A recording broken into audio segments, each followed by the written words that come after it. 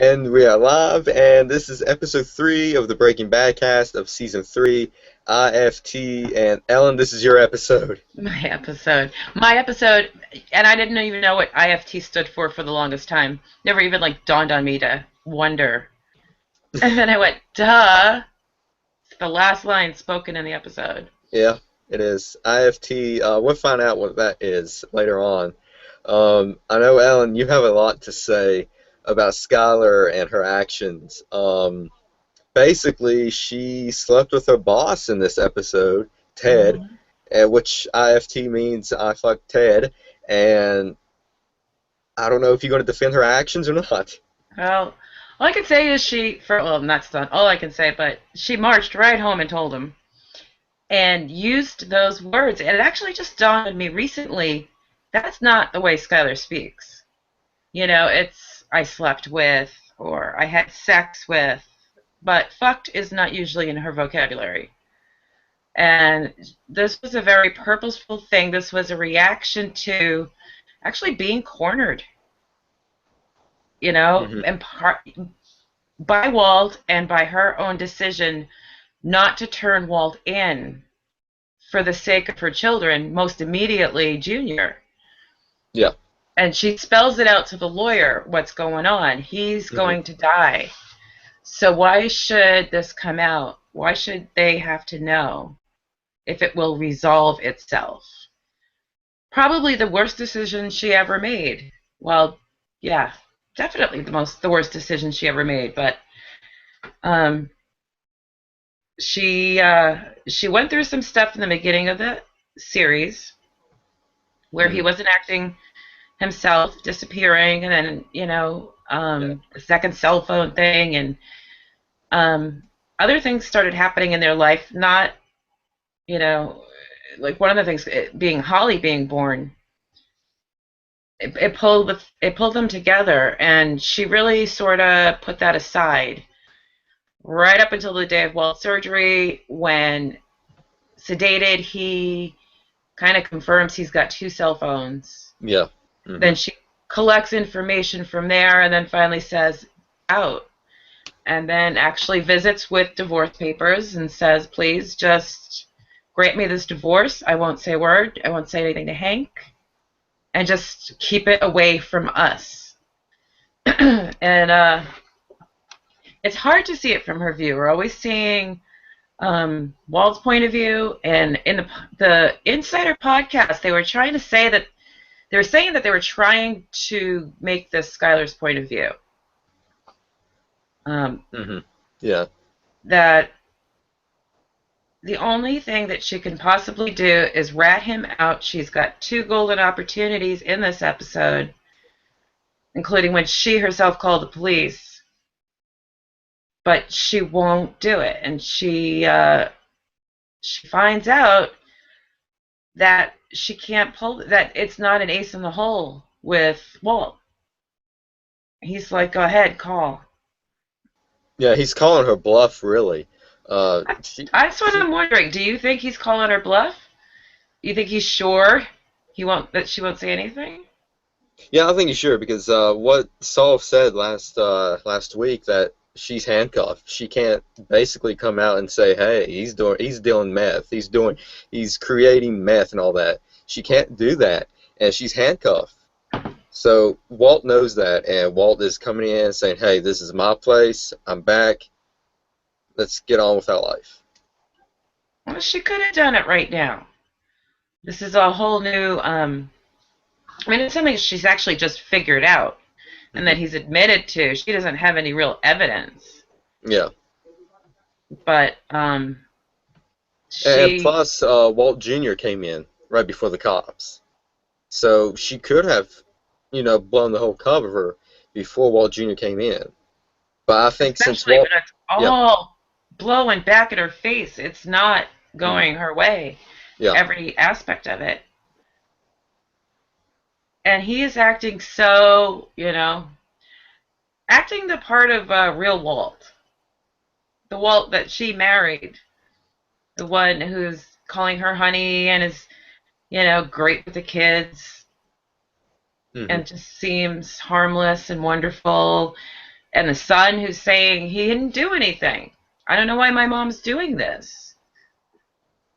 And I don't think people see that this is a sacrifice on her part. If she were Yeah. out to accomplish her own goals where Walt was concerned, to get him out of her life, then without, regard to the kids at all, then she'd take this and say, okay, lawyer, do it. Go get the restraining order. Let's proceed. Let's put him away. Get him away. Get him out of my hair. But she can't do that to Junior. And when she watches the whole interaction between them, she can't even break in with, hey, I've got my reasons. Yeah.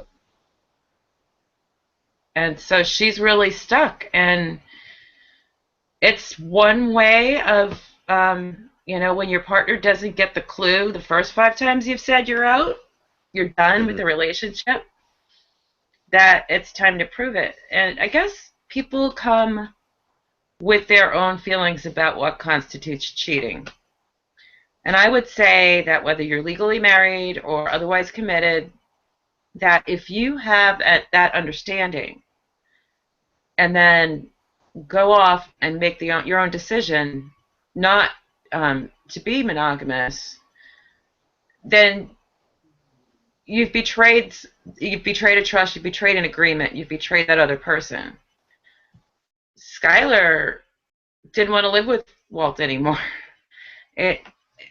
She wanted a divorce, not being faithful to him sexually is part of that territory. So Vince admits, though, it's not something that people are going to like her for. But he says that they should try to look at it from her view, and that what Walt has done is pretty terrible. So Yeah, but that's where I'm seeing it. the only reason she slept with Ted was so that Walt can grant the divorce. Right. So. Plus, she was attracted to him. Well, we kind of saw that coming, but with all the teasing that they did previously. I'm not sure it would come to that. Skyler's the kind of woman she's very attractive. Men are going to talk to her. Mm-hmm. I don't think she and Walt have ever been in a situation before where they didn't trust the other. We don't see too much of that. In Ozymandias, they'll do a flashback and they'll try to remind us of this happy marriage that we didn't get a lot of. We were so into the story so quickly that where she's seeing a major change in somebody, we're just meeting him. And he turns in the first episode. And the new him is the him that we know. That's kind of how I see it. Mm-hmm. But yeah, I mean, it's. But could she go a different way of wanting a divorce besides sleeping with Ted? I don't know. He's killed a couple people by this point. She slept with somebody. It's kind of like, well, who did that hurt aside from Walt?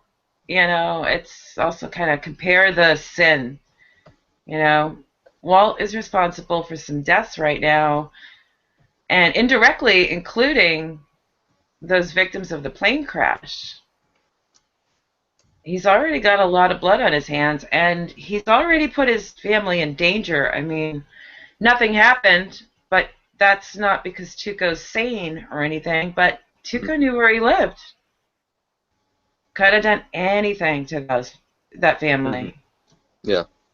He's brought something, I think the word Vince used was toxic, into their lives, and she's got every right to reject it. Mm-hmm. And, he tried to convince her. He plops down that duffel bag of money. Like, okay, here's my point, punk. and she's not like, oh my God, that's so great. We don't have to worry about anything anymore. Of course, she'd love to have that kind of money, but not that way. And it's hard to disrespect her for that. I can't say, no, I mean, I know I can't say that, I would let that whole meth business touch my children's lives. Mhm.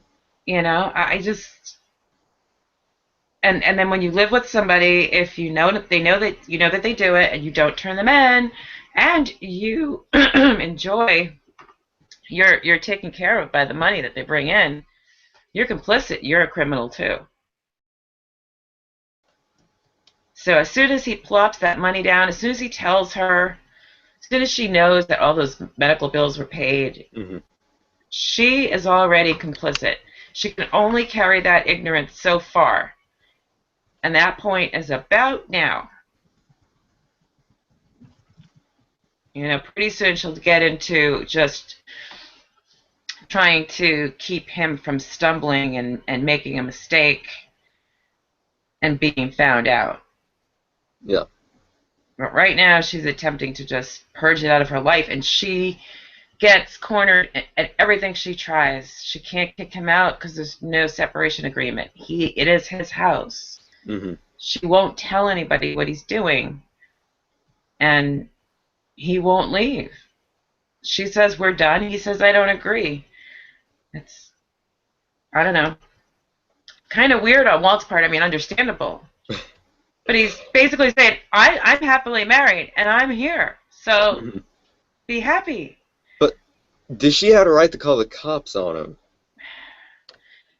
She did, in the sense that she wrongly thought that she could get him out on trespassing. He broke in because she changed the locks, and that, you know, as far as she was concerned, he didn't live there. She didn't. She hadn't thought this through. She didn't realize that unless she gave that cops up again, he asked her. He was like, "Here's the door. It's wide open." Mhm. And she could have said, "My husband makes meth, and I don't Yeah. want him in this house anymore." Mhm. She could have gotten a party started there, but she's doing it for her kids, and right now, immediately, mostly Junior. She doesn't want them to ever have to know. Mhm. That's a self-sacrifice. And what she said was, Anna Gunn, was that it was kind of desperate that she had all this rage, but rather than scream and yell, she took it out this way. And, you know, Kelly Dixon, who runs those podcasts, she's, you know, she gets to edit these episodes, or she used to Mhm. get to edit these episodes. She's like, you know, is it me, or do I think Skyler had every right to do that? And Vince was like, oh, I do too. And yeah, instead of people seeing it as go Skyler, it's bad Skyler. Because again, we're seeing it from Walt's point of view.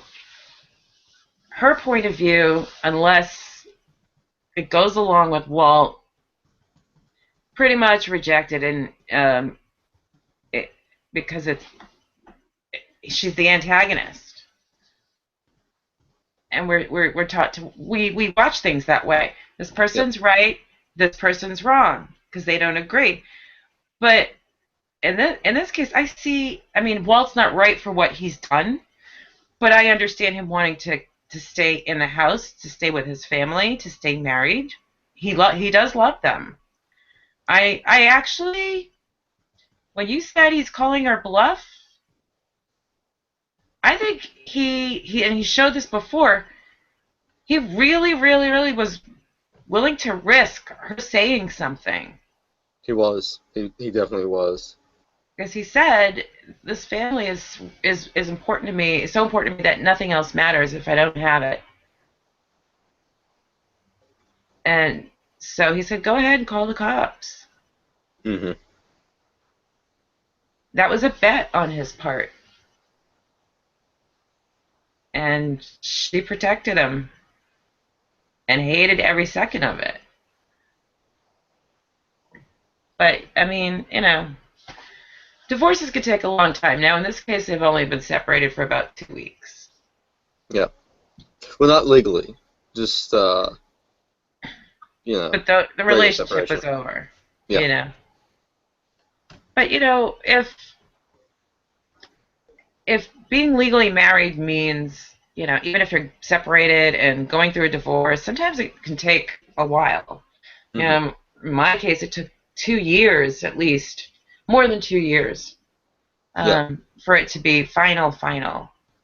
And, people have to start living at some point. This is not Skyler months later, mind you, but Hmm. at some point the relationship is dead and the legal status is sort of just a formality. And there are a lot of committed couples, whether they live together or if they don't. They're not legally a couple, but it would still be cheating if one stepped out on the other. Hmm. But to step out, there has to be something to step out on. To Skyler, the marriage doesn't exist anymore. It's over. You know. I see we got Jesus. Can you hear me? Hey, Jesus, Junior. It's Gonzo from Breaking Bad. That's my special guest. I don't know if you can hear me. Oh, he's probably having the same problem as Henry. Yeah. Can't hear you, Jesus Jr. He's gonna have to try again. Look, everybody, it's Gonzo.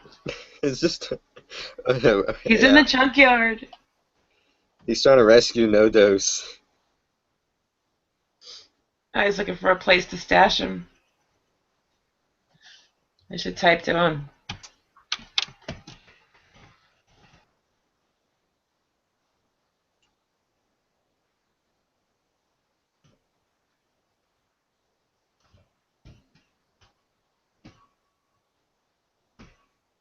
Oops. Smileys. Oh, we see a picture now. Oh, I've seen the picture the whole time. Oh, I Can't haven't hear saw. anything now. I just now saw the picture. It just now popped up on my computer. Maybe he's muted. I know we would see the mute sign. Yeah. Yeah, I told him to jump out and come back in. Okay, cool. I just sort of clicked on his picture, so oh, there we go. Sorry about that. Okay. Yeah, that's the surprise I was talking about. If we can get him to talk, I was just watching extras with him in it. Vince talking about him, and it was good stuff. it is. But yeah, he said, Jesus Jr., and I forgot what he was doing on the set. Hmm. Um, but then he had a story about going to some chain store that they wouldn't name, and wanted to get his photo taken. I don't know, for a passport maybe or something. I'm not sure, but either way, they refused. They said they don't do photos for gangbangers. He was pissed. He's like, I'm not in a gang. Just want my picture taken. Still like to know which store did that so I can boycott them. We're having all sorts of problems tonight. I think it's the snow that we had last night. It shouldn't be. Oh, Henry's back. Henry's back. Hey, Jesus. Do you have your sound on? Can't hear anything. He can hear us. I told him to leave me. Henry, can you hear me? Oh, shit. Why is it just us? Why are we the lucky ones? Wow. I don't know what to do now. Well, I think we should get off the Skyler stuff, move on to something else, and hope these guys can join in. Yeah. Because there's lots of good stuff going on in this episode. I Yeah. mean, So. the opening Mhm. is, whoa. Tortuga Revisited. Okay, now I can't hear anything from Shane either. Oh, you can't hear me? Oh, there you go. There we go. Yeah, I Hi, was. Henry. Hi, Jesus. Can't hear you guys.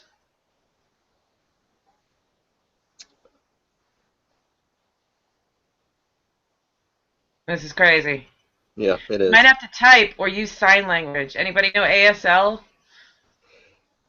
I fell. There we go. Well, I.F.T. One of the,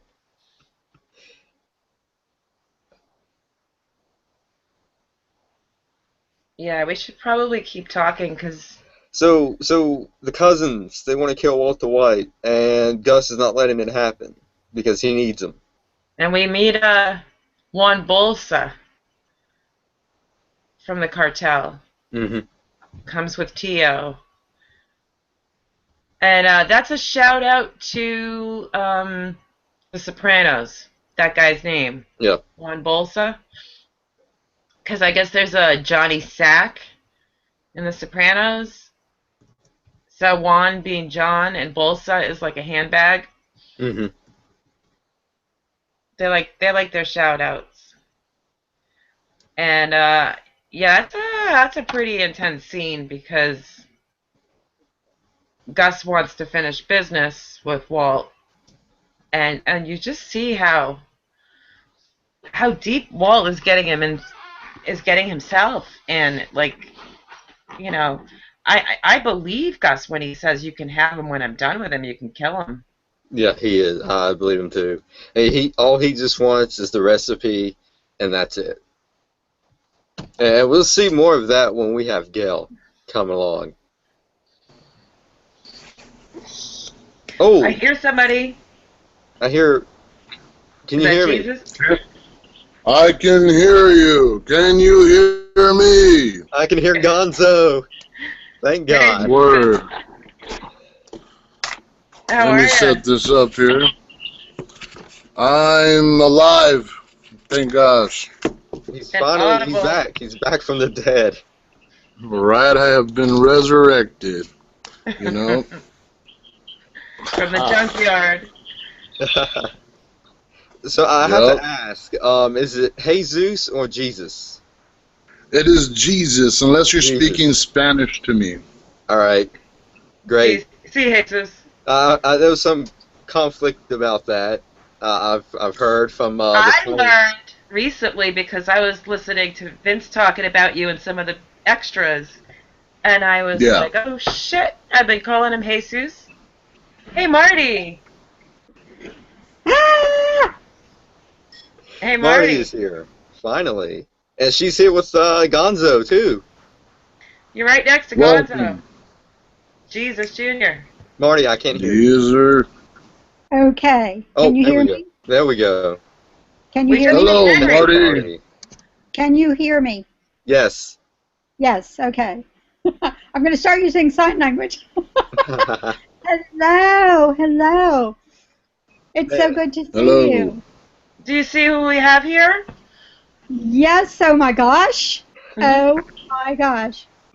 What a huge surprise. Awesome. I have to tell Is that you. a fat joke, Marty? Is it what? I'm just kidding. I said, is that a fat joke? He said it was a big surprise. Oh, I'm sorry. No. I have brain fog these days. I think Ellen knows. I was in a car accident a few weeks ago, so I am so ill prepared for tonight. I got home from church, changed into my nightgown and robe, and then realized, oh my God, I've got to put clothes back on for the group hangout. Oh, we could have a pajama party. That would be cool. Well, you see what I have on. I have my nightgown on under my jacket. Practical. So So, Jesus, I have my nightgown under mine, too.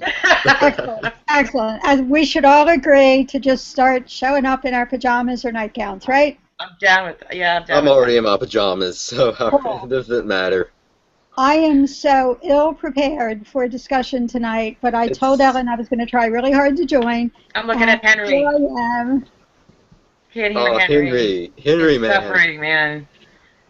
He probably rebooted his computer. So, Jesus, are Some- you here because it's just convenient tonight, or because of this episode in particular? Do you like heads exploding on turtles? I really do I like. am here because I got invited to be here tonight. From me, this is all me. I'm you know, so I- glad. You weren't here. Yeah. I At one really point we were talking appreciate about this, Jesus. I really do. This is fantastic. It is cool. Word. I appreciate all of you, and thanks for watching the show. Appreciate that. Can't stop. Gangster. It's over, and it's still. Y'all some Breaking Bad asses. Yeah, we are. There's no question about. First of all, you don't need to thank us for our addiction, our never-ending addiction to the show and to every character on it. And it says just Breaking BadCast muted Henry. Sorry. No, go ahead. I know why is his picture's just one picture, it's not moving. Yeah, he's there, but he's been soundless, but now he's been muted. Oh yeah, I Henry, see. where are you? Let the boy speak. Right. Henry just turned 45 this week. Maybe happy birthday, Henry. Maybe he accidentally hit his mute. That's easy to do. Mm-hmm. Marty, you missed it. Shane basically gave me the floor to do my rant about Skyler and how we're right, everybody else is wrong, with stuff from Vince Gilligan to back it up. So yeah. Yep. So let me ask you guys. I have a question for all of you. Yeah. Were you guys truly surprised when Tuco appeared? Yes, on Better Call Saul, of course. That was the holy shit moment of my life. I didn't quite hear the question. And Better Call Saul. Yeah, on Better Call Saul, when Tuco appeared, was that the question? Mm-hmm. Yep. Yeah, were you surprised with the return of Tuco? Absolutely not surprised. Vince Gilligan lives in my brain somewhere. I really won't be surprised by anything when Better Call Saul. Somebody told me about the whole opening scene, and I was so pissed because I remember. Oh, Ellen, I remember you said that. Mm-hmm. It was wonderful when Tuco shows up at the end. I didn't expect that. I was like, yay, I got my surprise. But I knew about the whole opening scene. You know how hard it was not to tell anybody about it for a whole year before it appeared on film? I'll bet. Yeah, I bet. And then I talked to so many fans, and they're all asking me, "Ooh, are you going to be on Better Call Saul? Are you going to be on Better Call Saul?" And I'm like, "Nope, maybe not at all. I am dead. No way, dude." You're still alive. Just like, man, and it was like, what's cooler, you know what I mean? I wanted to tell my friends, I wanted to tell family. Yes. I couldn't tell nobody, for all this time. It was driving me crazy. A whole year. That's a long time. Yeah, it is. Uh-oh. I can't hold a spoiler for a day if I find out, let alone, and I'm not even involved in the shows. Yeah. I can't imagine. I agree with you. Being in the show, it would be nearly impossible not to just have it slip out at some point, especially to a loved one. No. Mm-hmm. But I hear you, Jesus. As a fan, I still do not disclose certain things, even though the show is never going to be over in my mind. But I know people who still have not seen all of Breaking Bad, and I try very hard not to disclose. As crazy as that sounds, there are still human beings who haven't seen the show. Mm-hmm. Yeah. Right? Right, Shane?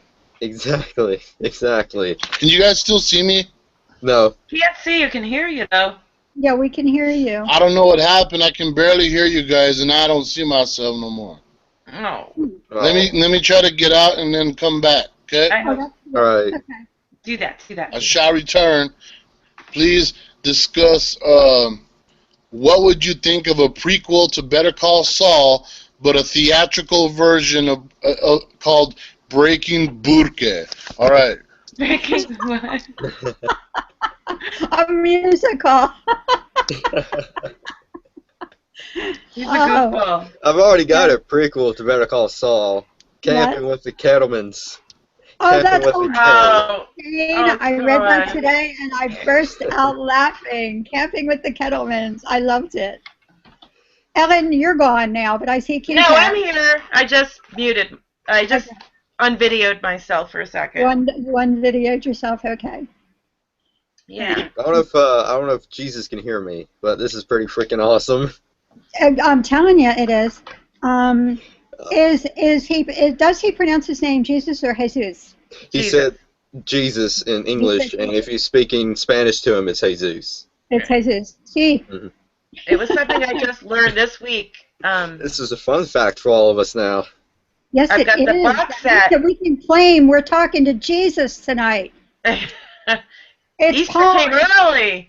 Palm Sunday Eve. This is one of my better Breaking Bad casts. And this is the second coming of Jesus because he just came back. That's right. There it's you going to go. be the third now. The third, yes.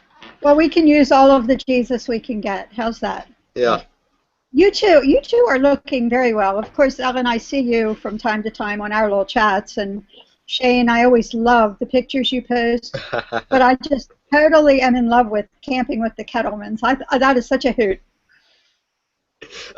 It's going to be a hit. I can tell that would be a hit. Absolutely. Yeah. You have Mrs. Kettleman saying, "Well, now camping is most expensive, but if you have a husband who's a treasurer, try to do some embezzlement." You know what Vince said about this? It's got to be much more subtle than that, though, because it's got to be more subtle. That your clever husband can find ways to augment your family income, but not very slyly. Apparently, it was very glaring. Vince's take on that character is that if it weren't for meeting Betsy, he wouldn't know how to tie his shoes. And this is how. Do we all agree? I mean, I assumed we were in agreement that she's the one running everything. She is. Yeah. She's got the whip on Craig. Yeah, she's not the brightest bulb on the tree, though, either. There you are. You're back. All right, there you go. Yeah, we're talking about Betsy Kettleman. Ah. But this is it. This is their crime. He's going to go to jail. They'll go on with their stupid little lives. But those poor kids. You know what? I'm with Maybe you. Hank and Marie will adopt them. I kept thinking about the kids because the mother is the complete. Betsy is the total wacko. I'm going to call the police. Really? I mean, I loved the expression on Jimmy McGill's face at that point. That show's been pretty good. It's been really good. Mm-hmm. And, it has. I keep saying I want to like it because it's Better Call Saul, not because it's tied to Breaking Bad, but, the main character was born on Breaking Bad, so exactly. It would be actually weird if there weren't references. And that Mike episode, I agree. Well, the thing is that you got to remember that this is Breaking Bad. Better Call Saul is the offspring of Breaking Bad, but of course is a prequel. And it's the same family. It's the same creators. It's the same people. So I find it hard to separate them. As in, I see this as just like Star Wars. How they did the prequel to Star Wars. So you wouldn't say what, Part 2 to Star Wars doesn't count the same as Part 4 because that's Phantom Menace or whatever. It's what I'm saying. So that's why when I was telling you about Breaking Burke, I'm putting together a prequel to Better Call Saul about Tuco, me, and No Dose. Oh yeah. How we all met and how the Tuco ended up marrying my sister, and when we're running the South Valley. So I already talked to Raymond Cruz and Cesar Garcia, and they both agree to do it. So, I talked to Vince Gilligan and told him about the idea. Jesus, excuse me just a moment. I have to introduce my husband to everybody. This is Shane Bradbury, the head of our group, and this is Ellen. Hi, Ellen. And this is Jesus, Breaking Bad Jesus. Oh, okay. Yes, he's the guest tonight. So you're groupies? Yes, we are groupies. We are groupies. Well, Absolutely. Jesus was in the show. So did Arizona just win? Yeah. I have to know what's going on with. Oh, Wisconsin won. Oh, that's why he's giving me. I'm He's a doing bad the guy. Wisconsin. I wanted Arizona to win. Sorry, that was basketball. That was not about Breaking Bad or Better Call Saul. It's okay. That's fine. So Jesus, you actually Breaking basketball. breaking basketball. Exactly. There you go. You actually are serious about this prequel to the prequel, and you've talked with But Ray as Tracy a about it. movie. Yeah. Talk to Awesome. who? To Raymond Cruz. Oh, it's a movie. It's a Yeah, feature. yeah. I already talked to Raymond Cruz. Already talked about the scenes that I'm gonna put him in, and Okay. Henry may join Henry. this call. Yeah, I Okay. talked to Vince Gilligan already and the other producers and told them about my idea, and I'm doing a graphic novel for it as well. So Nice. it's just right now it's just an issue of raising funding for the project, you know. Great. Well, are And, you going to go on GoFundMe or Kickstarter? Are you gonna Yeah, do? I'm gonna be. Yeah, I want to put that together because if I could get $2 from every fan that's out there, we can make the movie I would so love to help you without with that. question. Yeah. I It'd have be my so own. easy. Yeah, I have my own GoFundMe site for a personal thing. Ooh. And GoFundMe is absolutely wonderful. I can tell you that. The problem I have with Kickstarter, by the way, if even if you're familiar with it, I've talked with other Yes, I'm people. familiar. Okay, then you know the issue. If you're trying to raise $100,000 and you only raise 90,000, you don't get a dime. Yeah, that's With- crazy. With GoFundMe, you get every cent of it, except a small percentage that they keep. Very black Yeah. and white. Yeah, as long as I have the support of the fans, Yeah. you know, it's going to happen without question. If I can get the support of my fans, it'll happen, and we'll have a theatrical version of the show, happening. And I already got Skinny Pete, right? Yeah. Oh, Charlie. I adore him, Charles. Yeah, Charles Baker. He agreed to do a cameo too on the movie, and I'd be able to have a lot of people showing up, and it's going to be really, really very Albuquerque gangster, crazy, psycho, awesome stuff. Yeah. But I think we're hearing Henry. I absolutely adore Skinny Pete Charles. He is so talented. Henry, are you there? Henry. He's watching and he's not speaking or. And he's not muted now. He's just. I heard something. Henry, where are you, Henry? Hello, can you hear me? Yes. Hello, Here he is. There you are. you can hear me? Yeah! Yes. Finally! Hey, Well, guys! It's about Hello, time. Jesus! You were What muted. is up, for a guys? time. Hey, so about Raymond Cruz, quick trivia. I bet Jesus already knew this, but did you realize, guys, that when he puts the cigarette out on his tongue, that wasn't in the script? No. Raymond Cruz just can do that. And Ouch. decided it would give the character just a little more, Craziness. yeah. And he Well, did that he's- on his own. He's the king of crazy in my life. You both know that already. I was Do you want shocked. to hear? You want to hear a little more backstory on that? Yeah, Sure. of course. Okay.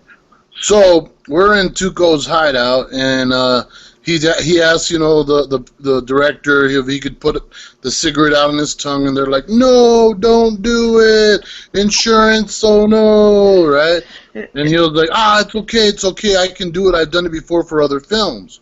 And they're like, okay, as long as you don't get hurt, man. So they let him do it, and the first take goes well, the second take goes well, the third take goes well. Like, he hadn't anticipated there being 9 takes of that scene from different angles. Yeah, so by that 9th take, he was like, trying not to puke because it was, the nasty tobacco in his mouth. Mhm. And after we wrapped that day, he asked me if I wanted to go to eat some hot wings. So we went to eat some hot wings, and you got a big old pile of these hot wings, extra hot, and he's sweating. He's like, bro, oh my tongue's really burning, dude. And I'm like, you put 9 cigarettes out on your tongue, bro. Pretty sure it's gonna burn. And he had forgotten, and he was like, oh crap, that's right, huh? And he opens his mouth, sticks out his tongue, and he had a solid red burn on his tongue. Oh my! Yeah, God. so because like by the 4th take, 5th take, he ran out of saliva to make a little puddle. That's what I was put it thinking. out. He kept making sure there was saliva there. But yeah, He 9 tried takes. for as long as possible. Dang. I mean, at some point, you'd think somebody would have handed him a little bit of Vaseline to rub there on his tongue on the spot. Oh, that would just hold the burn. He never asked for it. He played it off like it was no big. It didn't hurt, and so it's like once you commit to the scene, you can't not do what you just did, or it'll mess up the continuity. Absolutely. Yeah. Absolutely. Well, I've read a lot about him. Ellen and Shane know that when he plays a character like Tuco, when Raymond Cruz plays a character like Tuco, or the guy in Training Day, absolutely terrified me for the rest of my life. And I can watch him on The Closer, but it's like the hair on the back of my neck stands up. I have this visceral. Closer is like the first I ever saw of him, and he's so chill. Yeah, and he's very. It was so fun to see Tuco. Yeah, well, it tripped me out because when I first met him, we were on, and he was in character already. So not until at the end of the day did he break character, and he's a big surfer dude. He was raised in Malibu. And the complete opposite, of what he's usually on TV and plays. It's just funny, because he'd call me and be like, "Hey, bro, let's go to the mall," and I'm like, Part of the mall. So well, I've read, he went with. He's a very sensitive guy. That comes through his interviews. That he's a very He's a good guy. He's a real good dude, and he was always concerned with my weight, and always wanted to make me walk everywhere. I mean everywhere. And we're still, like I said, we still talk, all the time, and he's a real good guy, man. I just wish that his wife wouldn't have held back. Him from playing, more episodes on both Breaking Bad and Better Call Saul. It's because of her. Yeah. So that kind of bummed me out, because I would have. Everybody wanted more of our character, the storyline, and so did Vince. He wanted for Raymond to play more, of the villain, and he. In Breaking Bad, he went to The Closer and instead of Breaking Bad, and now we're on Better Call Saul. He dedicated himself to Major Crime Unit instead. That's why we have so few episodes on Better Call Saul. Yeah. Well, they can always write in that he went to prison because that's where he meets Skinny Pete. So. Right. When he's locked up. Yeah, definitely. Tuco was so I'm working. He was so weird with Saul in that episode. Like, Saul could have sold him a bridge to nowhere. I mean, he just, whatever Saul wanted, Tuco's like, yeah, man, all right, we'll do that. Well, it went from I'm going to kill him. No, you're not going to kill him. I'm going to break both his legs. No, you're not going to do that. Right. And it's just. It's one like leg each. It's the negotiation. Well, the way I can describe, like in the gang world and the world of hustlers, it would be that Tuco recognized that Saul was a hustler. His game recognized game. Okay. So when he realized that Saul had that, could speak, talk to talk, it got his attention. Yeah. I swear, Google is freaking gremlins. I'm sorry. I was We gonna hear say, ya. There we I go. think Google has freaking gremlins tonight. It told me something like computer is going to sleep or some crap like that. I'm trying to stay awake. No, we're awake. I think we're awake. And I think Anyway, every one of the computers is doing something odd. So there's a slight delay at Yep. times. Yeah, Yep. is it the Breaking we Bad had snow curse, last perhaps? night, so Yeah, we had snow flurries on the way home this evening. It was like, what? With all of our crocus out front trying to bloom, and it's snowing again. Yeah, No, we've Jesus. had so crazy. much. So awful. Jesus, I have to ask, those desert scenes that you shot, how difficult was that? Yeah. The most difficult part would be the heat, the wind, and the snakes. Oh, We had to have rattlesnake wranglers walking around at all times to keep the snakes away from us. Right. And even though it's hard to tell, there was constant dust storms, like really, really bad dust storms. And then Raymond cut himself, on his finger with that big ass knife, opening it up and closing it. And Wow. yeah, so there, and then of course you had Bob, on his knees, for how long, up and down, and while I was carrying one of the twins before we broke his legs, he was kicking and trying to get away, and I had my phone in my pocket, and he kicked my smartphone and shattered it. So there was So there was a few things that made working that desert scene a pain in the butt, but well worth it because we hadn't seen each other in years, and so it was awesome to be back. But it was definitely intense.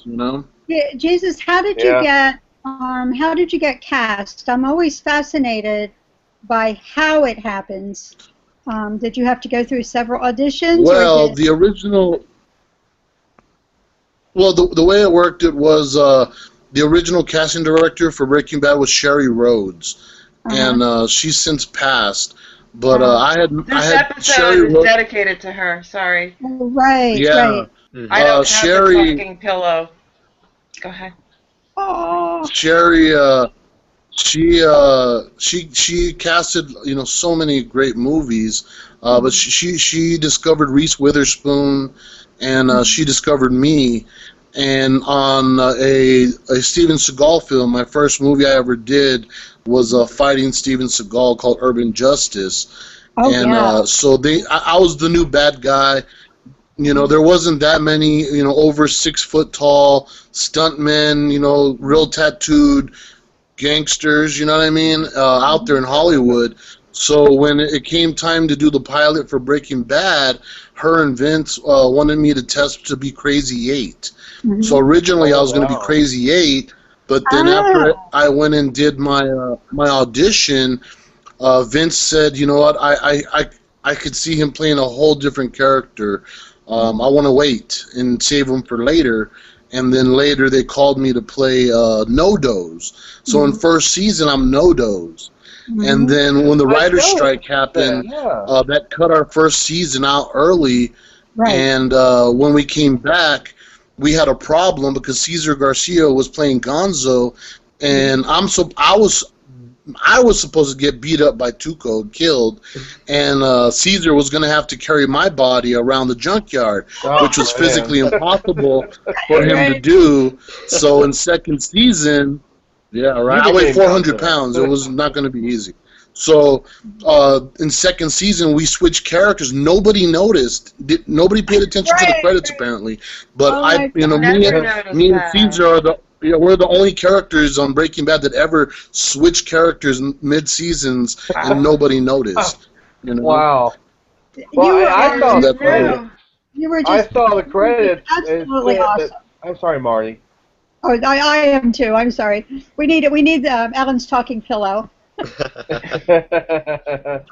No, I noticed in the credits it said Jesus Payan Jr. No-Doz. I was like, what the heck? I thought he was Gonzo. Well, see, you noticed it. You just recently watched the whole series. Yes, How I many did. times have I watched these over and over again? Wow.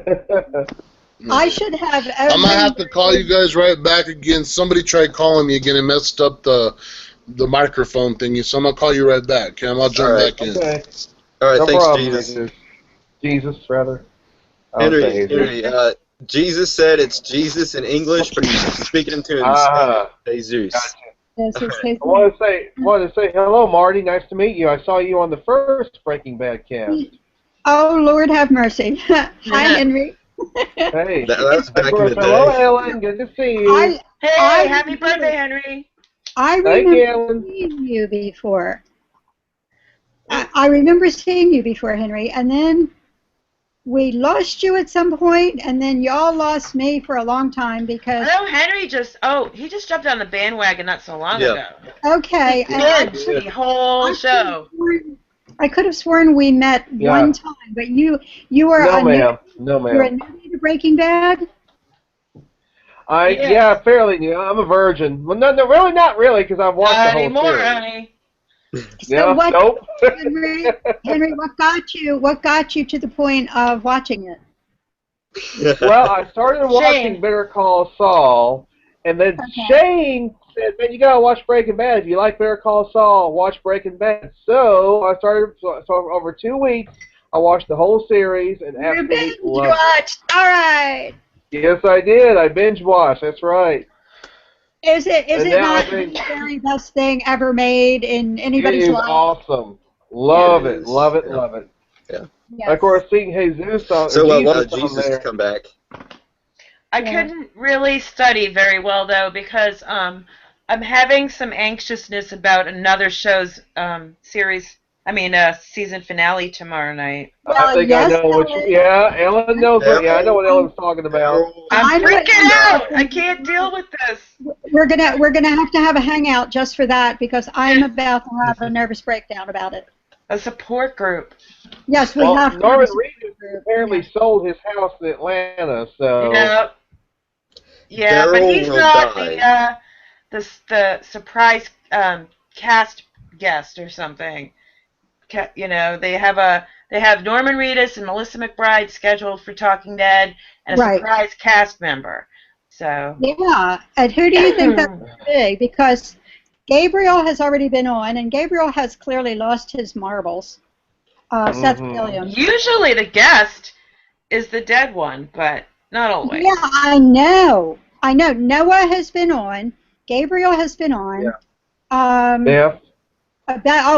Darling Beth, who we all Emily cried. Kinney. We're still crying about Beth.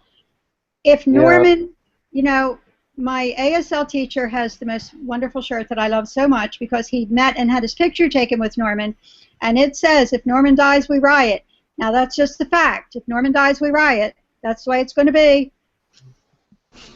Don't even talk to me about Carol. I may be in a fetal position for a couple of weeks. I'll check in when I get over it. But. Well, I have come to adore Carol. I just absolutely. Jesus has returned. I just adore Carol. I love how strong she has become and how brave and how kick-ass. She really is. Hello, Jesus. Yeah, Jesus. Hello. I wanted to ask Jesus a question. Yeah, go ahead. I wanted to ask What's Jesus. Did any of the cast members know that you were into cryptids, and were any of them are any of them interested as well? Okay, Walter Jr. You know Walt Jr. R.J. Mitty. We used to, R.J. Mitty. We used to live together, and he is really, really into Bigfoot hunting. He's gonna go with me on a trip Bigfoot hunting here in the future. Oh, cool. Whoa. Word. Very cool. Nice. Yep. Yeah, and I saw that you got that you're there with Phil in the picture. You go Phil. Bigfooting, Henry? Well, no, Henry, have you gone? I go to the conferences and stuff like that. Abe has kind of dropped out of it, of course, but we had you on our show on MNBRC a couple of times, yeah. So, but So I meant Cliff, not Phil. Cliff. My bad. Cliff. Yeah, Cliff Berkman. Yeah. Yeah, Cliff's awesome. I thought he was so cool Cliff when is I was cool. on I Finding think Bigfoot. Ellen and Marty's wondering what's going on. If you watch the show Finding Bigfoot on Animal Planet, there was a special, and they went to the Four Corners. Jesus was on that episode, and I absolutely freaked out because I had no idea you was into that stuff. There's a Right. little thread here running because there's some people who are really into The Walking Dead do a BadCast who are involved. Tammy and Richter. Mm-hmm. Yeah. And Tammy's been on here. She just started watching Breaking Bad, but she's more of a Walking Dead person. But she's doing it. But Henry here did it all in a couple of weeks. I think that's awesome. I binge watched the whole series Breaking Bad because, like I said, like I was telling everybody else, I started watching Better Call Saul, and then Shane said, "Man, you gotta watch Breaking Bad, man." And I said, "Okay," and I took 2 weeks and binge watched the whole series. It's not fair. It's just not fair. Like I said, Henry, we're getting paid back because of Better Call Saul. We gotta wait week after week for Better Call Saul. Yeah. I There's can't 2 more wait for Monday's episodes. episode. Monday's There's episode. 2 more episodes of Better Call Saul. For all these months, this last vision I had was of Gonzo and No-Nos and Tuco and Walt and Jesse all out. And in the junkyard. Yeah. The junkyard is when... That's it for a while. Right? Yeah, that's when I got to pick out. I got to pick out the hat and glasses for Heisenberg that day at the junkyard. Oh, nice. Yeah. Wow. Seriously? So, seriously. So well, what happened was the Heisenberg look. So the Jesus props, is responsible for the Heisenberg look. Sweet. Yeah. The props people came out with 2 trays, a tray of sunglasses and a tray of hats. And Brian was trying on, different combinations and just couldn't find the right combination. Was unhappy. And since I was their resident gangster on set and did all the fake tattoos and all that stuff, did Tuco's teardrops and stuff, I told him let me pick it out for them. Since I know gangster stuff and gangster look. He brought the trays over, and I picked out the hat and the glasses, gave them to him, and he put them on, looked in the mirror, and he was like, yeah, I like this. He's like, this is it. And he got all happy, and that's how that hat especially has become a symbol for Walt changing into his alter ego. Yeah, it's the icon. It really has. Puts it on, and he's in a different world. He's a different person. Right up to the end, like Granite State, I think it was, putting on the hat because he's ready to, and then he realizes he can't, and off goes the hat. Yeah. Tell me if you could see this. I got a tattoo from a fan that worked at this tattoo shop. Tell me if you can see it, okay? Yeah, we can see it. Oh, the Heisenberg tattoo. It's a skull. Right there. I like that. That is awesome. Wow. That is awesome. Yeah. So it was free. I was signing autographs, and the tattoo artist was like, "Can I give you a tattoo?" And I was like, "Sure." And he was like, "No charge." He's like, "Whatever you want." And I was like, "Well," I go, I'd like a skeleton face Heisenberg, And we drew it up, and he put it on. I thought it was pretty cool, Mm-hmm. Yeah. That's awesome. My fans are awesome. I love my fans. The fans are great. We are freaking awesome. We are. You're appreciated very much. We really are diehard fans. We are obsessive. Let's be honest, okay? Check this out. I made this. I started my own. Well, it's like brand new. This is brand new stuff. But I started my own football team. It's all female, full tackle, and they're called the Breaking Badasses. Oh, nice. I like that page. Yeah. Nice. Yeah. So I'm still putting it together, trying to raise money for the team because we need all the equipment and all that stuff. Mm-hmm. So the season won't start till next year, so there's still time. So I'm putting it all together still. Haven't got to make like a really large official announcement. I don't want to do it till I have the team put together completely. You know. Well, what But age it's gonna be group? fun. We're doing 18 to 40. Oh, okay. Yeah. By the way, Jesus was talking about Sherry Rhodes, who was Yeah. the casting director when he got hired and all of that, and then she ended up dying of cancer Yeah. not too long into the show. She, just to go say something about the episode we're supposed to be talking about, plays the woman in the wheelchair. Oh, Coming yes. from the bingo place. Oh, the woman Oh, that yeah. the twins come up Yeah. to. Yeah, yeah. So, yeah, she'd never gotten to be on camera, so she actually auditioned. Oh, that is so That was sweet. her. The one. Yeah, The one that was looked very up at- cool when that happened. Oh man, the one that looked up at the twins and said hello. Smiled, yeah. That was her. That was oh Sherry. wow. Yeah. Yeah, she was such a sweetheart. She casted Jaws, Terminator, Urban Cowboy. I mean, just like huge movies, like Close Encounters of the Third Kind. She did all of those. You know, she was a huge part of Hollywood, and yeah, I'm honored to say that she discovered me. You know, That is awesome. Casting. I'll never forget that day. Yeah, casting is such a specific talent, I think. It intrigues Yep. me. Mhm. Yeah, oh, I'm gonna choke this dude, man. Oh my god. This guy, I have a fan that won't stop trying to call me, and every time he calls, it messes up the speaker system on my phone, and I have to turn off my phone and restart everything again and call in again. Oh That's my why I God. keep having to do that. Yeah, man. He's lucky he's not doing that to Tuco. You know? But yeah, I can barely hear you guys. I just hear like whispering right now. So I'm gonna have to say I'm gonna have to hang up, guys, and hopefully we can do this again. I'd be happy to. Wait. And Nice I look talking forward to to again to talk to you guys again. I'll be in touch, and let's figure out when I can come back. Yeah, man. The sooner Thanks the better, for coming you know? on, man. We appreciate Thank it. you. Yes, Yeah. thank you. Thank you so much. Thanks. We really appreciate this, Jesus. Thanks a lot. Yeah, man. Man, it's my pleasure. You guys are awesome, and I look forward to talking to you guys very soon. Maybe like you guys. How often do you guys meet? Every a week. Saturday night. Next week. All right. Well, hopefully I won't be busy next Saturday night, and I'll join you guys again. We'll talk more. Okay. All right. That'll be Thanks, awesome. Thank Jesus. you. Have a Thanks, great bud. one. Thank you guys. You guys are a Thanks. bunch of breaking badasses, and don't stop watching the show. Okay. Bitch. Bitch.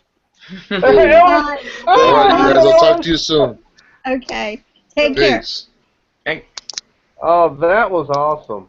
That is was cool. Oh my God! so I did it! awesome. I did You it! got it. You did it, Shane. Good job, Shane. God, Shane, our leader. How did you do And that? Marty, you just came in on the right time too. You know, I was in such a panic because all day today I kept thinking, tonight's the night. I am going to force time to do this because I made a commitment to Ellen, and I have missed you guys, but it's like every Saturday night we have something going on. And then it was Sunday night. Like at one point you said, what's a better night? And I'm like, there is no better night. I'm just going to have to try to squeeze myself into the hangout. So when Ellen told me what was going to be discussed tonight, I thought, I have got to make a serious attempt to jump in. I told you, like, what happened was March 4th, I was T-boned. So I've got some injuries and blah, blah, blah, blah, blah. I'm okay. I don't have any broken bones. But there's been a whole lot of stress.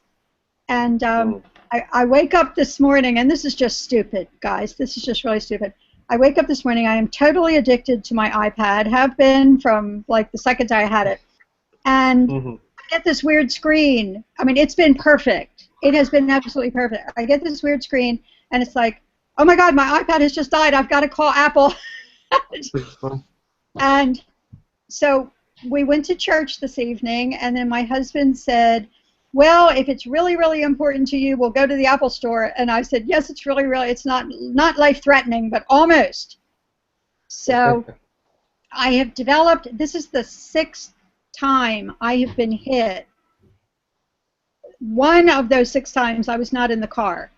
So 5 times out of 6 I have been in the car, injured when somebody has hit my car, and I've been legal doing the right thing and the other person has not.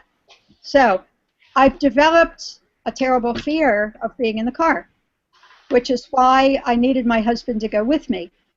We get to the Apple store, we get done what we have to get done, we get back home. As I said, I throw my pajamas on and my robe, and I think, oh no, I've got to get dressed again. Shane and Ellen are on, and I'm checking the time, and it's like right at 8 o'clock. And that's when I jumped on and couldn't see anybody else. I tried it again, I reconnected, couldn't see anybody else, and I knew I was in Hangout. And that, Shane, that's when I sent you the note. Yeah. You know, where is everybody? So yeah, I forgot to. Thank you. You're welcome. Welcome back. You're welcome. We kind of got derailed by Jesus, but that's okay. It's Gonzo. It's Jesus. Hey man, Gonzo, man. That's incredible. He's back. I mean, it was awesome to have him on, though, man. Yeah. Yes, what a great guy. Yeah. It's interesting because I've just been watching all of these extras, and I don't know what it was. I think a commentary on an episode, and Vince said that his name was pronounced Jesus, and I was pronouncing it Jesus. Yeah, of course. And so I was like, oh wow, straight Jesus. And see, Jesus Ellen, Jr. Shane and I were the only ones who knew he was going to be on tonight. You knew?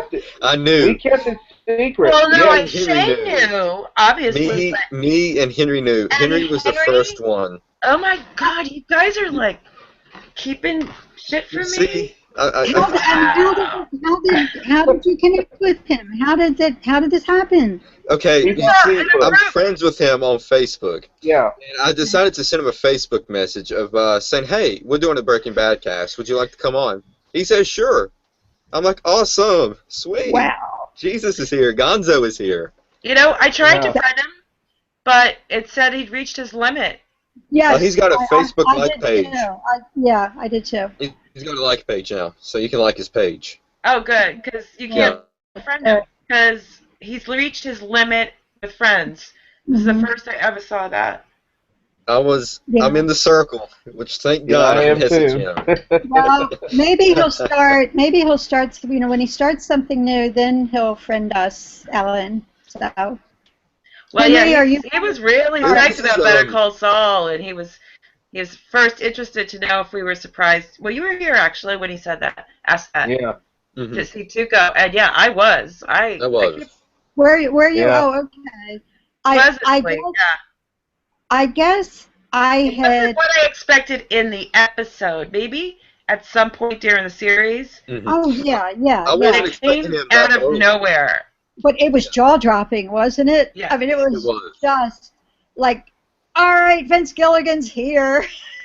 It was not the type of house that you'd expect Tuco to come out of. With the scene did not scream, "Oh, enter Tuco." You know, it just that was awesome. Considering the beginning, like I said, was spoiled for me. What an awesome thing that might have been to see unfold for the first time without knowing about it. I couldn't believe. Why, if I may ask, why did the person tell you, knowing you hadn't seen it? He knows I'm interested, and this is not even online. This is in my apartment, real talking, because he stays here a lot. Yeah, and he's like, oh, I heard blah, blah, blah, blah, blah, and I'm like, I looked it up, and at first I thought really cool, and then I was like, wait a minute, you just took that away from me. How did that information even get out? Mm-hmm. So, I meant to watch Twitter or something when that happened, just to see everybody else's reactions. I looked later, but I didn't. I haven't really looked at anything at all except Shane's site and unofficial Breaking Bad fan tour, of course. You know, both of those. But I've been, like, for the past few weeks, I've been so behind in email that I just actually downloaded messages this morning because I've been just days and days and days and days behind. So I, was trying to scroll through and just catch up, and I managed to get the link for tonight. Mm-hmm. Prioritize. You got to prioritize. You got to get the link. So. Yeah. So, about this prequel stuff, there was an annoying article. Somebody said that Better Call Saul was really good, but Mike, no, that Jonathan Banks is great, and the character of Mike is great, but he doesn't belong on Better Call Saul, and this is really stupid. Isn't that the one, Ellen, is that the same article that said he's the worst character on there, or some nonsensical? How's that even possible? I am telling you, I read it. I think Missy or somebody posted it on Better Call Saul and said, I don't understand this. I read it and thought, WTF. Right. And he's like, it's not a sequel to Breaking Bad. This writer, the creators have called it a sequel. I mean, a prequel to Breaking Bad. How could you say it's not a prequel when that is what it is? It is. Exactly. And did the person actually watch and understand Breaking Bad? It's like I think you would apple pie. It is. And you say, do you understand who Mike is? That meatloaf is so wrong because I handed you an Henry, apple pie. I think Henry was about to say something. Go ahead, Henry. I was saying, it is a prequel because Mike's still alive and Gonzo's alive and No-Dos and all those guys. The ones who, spoiler alert, died on Breaking Bad. Exactly. And that first scene, does that not set us up like this is where we're going? It's bold. Because they don't know they have enough seasons to pull that off. Yeah. But I think if people didn't watch Breaking Bad, they probably won't understand the content of Better Call Saul. Right. They cannot not try to get back to that somehow. They can't. Exactly. Why open the whole series with that? How does he get to Nebraska? You're going to have to touch on Walt's empire. Yeah, remember? Yeah. And the crumbling. That kind of throwaway line in the episode Granite State. Mm-hmm. About maybe I'll wind up being a manager of a Cinnabon in Omaha. Nebraska. Yeah. Well, by that point, we now know that those two got a chance to talk about what Saul was going to do. We're going to put you in Omaha, probably get you a job at a Cinnabon, decent enough place, and your name's going to be Gene something. Yeah. Yeah. He knew. Saul knew where he was going before Walt. No. Whatever. They had to have talked about it. Let's get back quickly to Breaking Bad and Better Call Saul. Marty, this is Skyler's week. Skyler had an affair with Ted. What's your thoughts? I.F.T. I.F.T. Yeah, well, I.F.T. It's Ellen's baby, and it is. I already did my spiel. I am sorry I missed that. I am really, really sorry I missed that. I have a lot of thoughts about it, and as I said, I truly am not at my best tonight for all the previously stated reasons.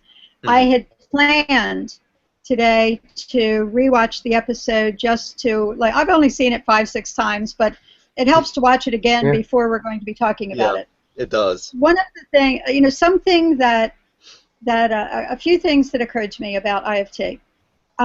When Skyler went back to work with the company, with Beneke, you could see there had been some attraction, probably, in my opinion, more so on Ted's part than Skyler's.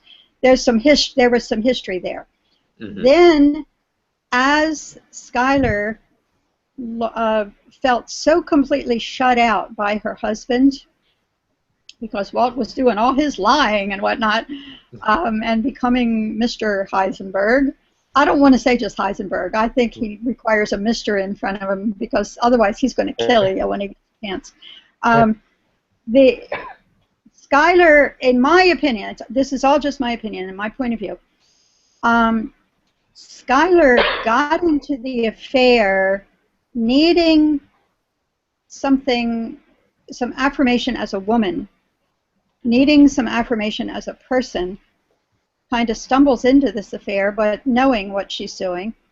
And I think a whole lot of it was tied up with the fact that she was had lost this really good relationship she had had with her husband. Her husband had become someone else, and she was trying to sort all of that out.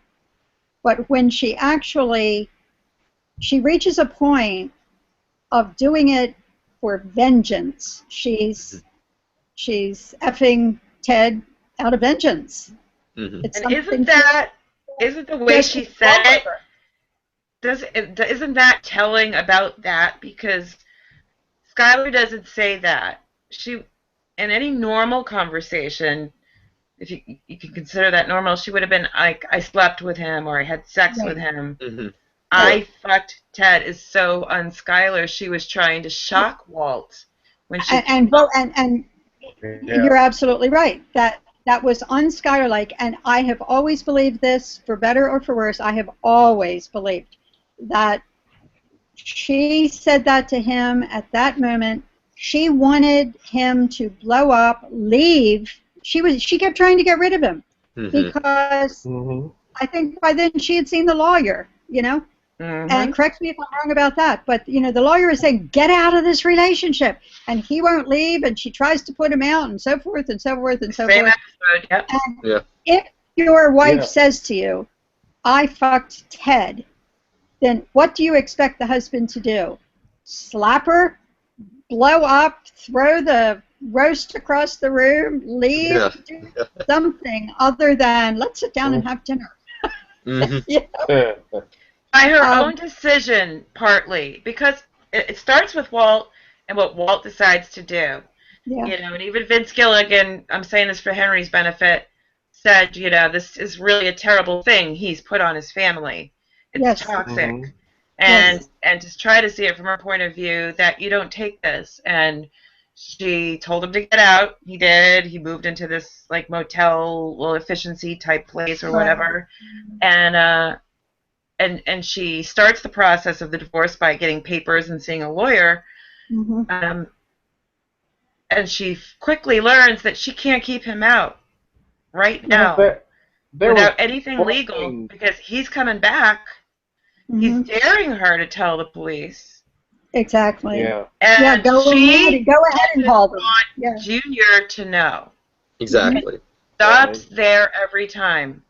And that's tough because he's there all the time. Junior is there all the time, and it's tough to keep it away from him. Right, and he's to explain why you suddenly want him gone. Yeah, Junior. There's one thing. I'm sorry. There's one thing we forgot to mention. There's one thing that I thought was interesting about last week's episode. Horse with No Name. We'll just call it Horse with No Name. Where Walt is walking by the pool. He sees a Band-Aid in the pool. Opens the gate, goes in there, takes a little scoop, gets the Band-Aid out of there. And just like home. Just like he would do at home. Yeah.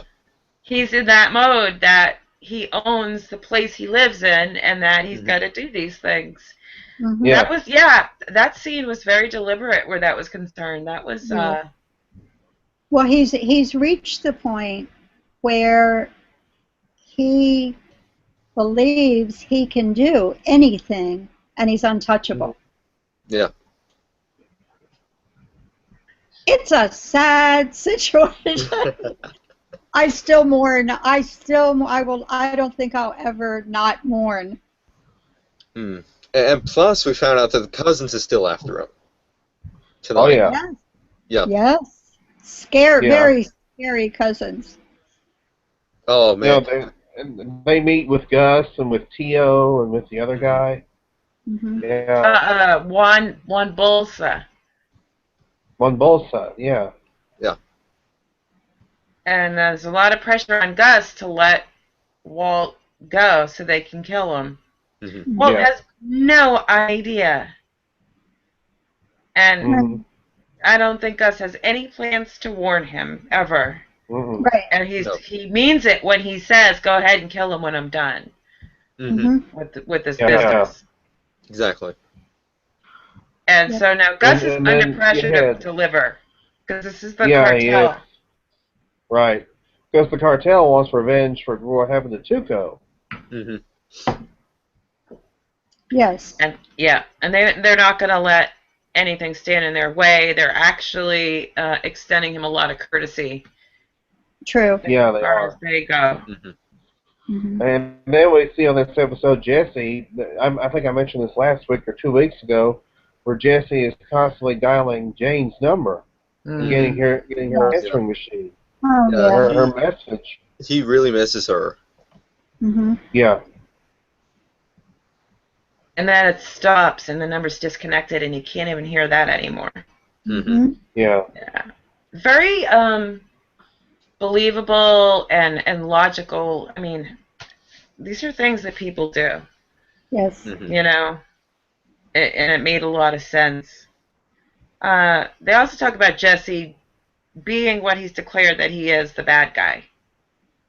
And just going ahead with that. And being a bad guy.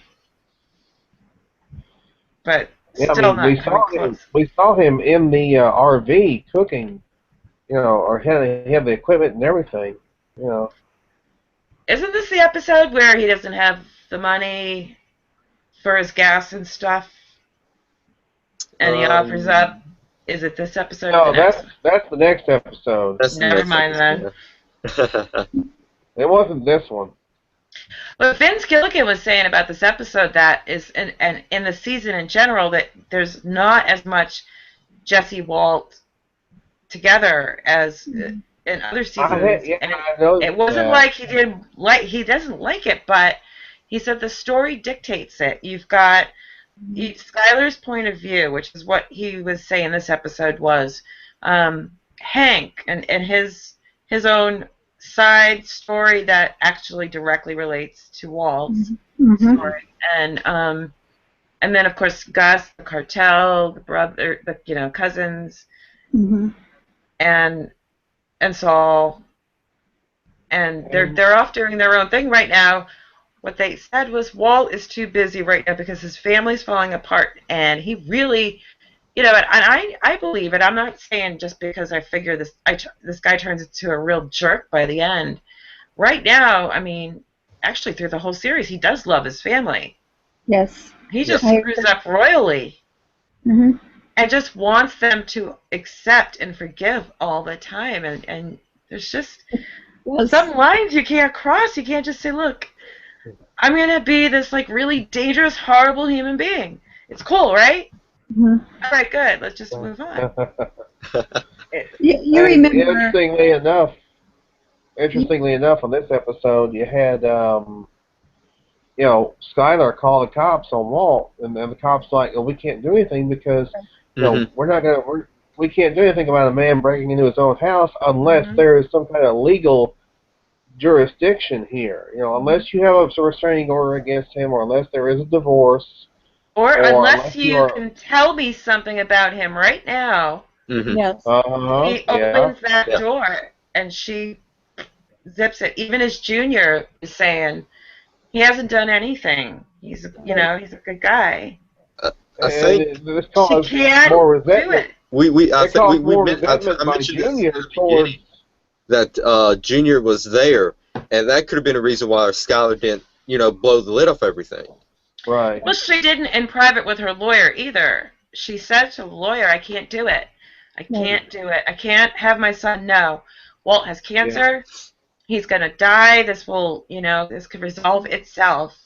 Yeah. And that caused more resentment by Walt Jr. towards his mother still,